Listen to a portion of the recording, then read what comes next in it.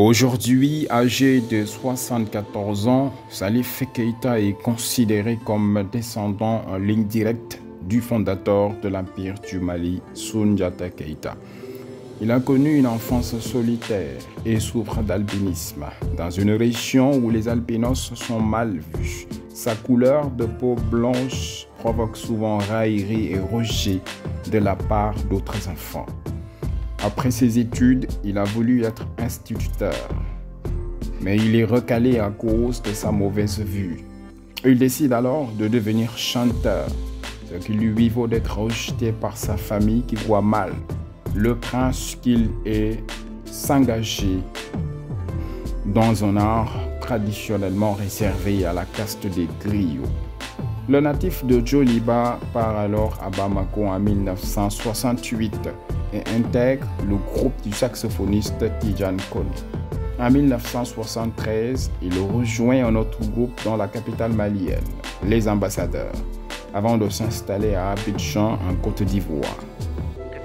En 1978, il enregistre son premier album Mandjou, dans lequel il rend hommage au président Sékou Touré et au peuple manding. En 1980, il enregistre 2 disques aux États-Unis. En 1984, il revient à Bamako et retrouve sa famille. Il a fini par se faire accepter avec son art. Il multiplie les succès et s'installe rapidement à Montreuil en France. En 1985, à la demande de Manu Dibango, saxophoniste et chanteur camerounais, il participe à l'enregistrement d'un album collectif au profit de l'Éthiopie, où sévit une grande famine. En 1989, il aborde dans son second album les problèmes que rencontrent les Maliens en France.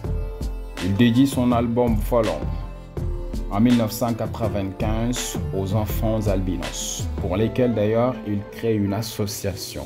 Dans le même élan, il ouvre un studio d'enregistrement à Bamako pour les jeunes musiciens maliens.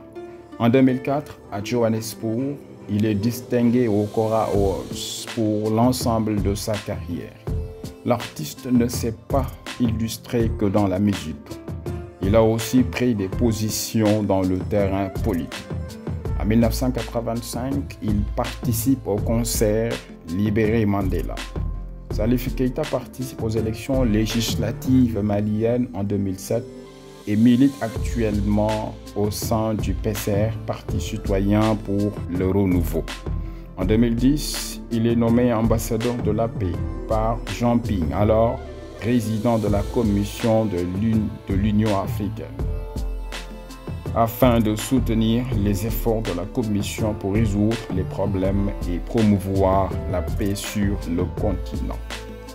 Le 15 novembre 2019, il s'en prend au président Ibrahim Boubacar Keïta, avant de devenir en décembre 2020 membre du Conseil national de la transition au Mali. Aujourd'hui, Salif Keïta est considéré comme le 13e artiste africain le plus riche, avec une fortune comprise entre 1,5 et 16 millions de dollars.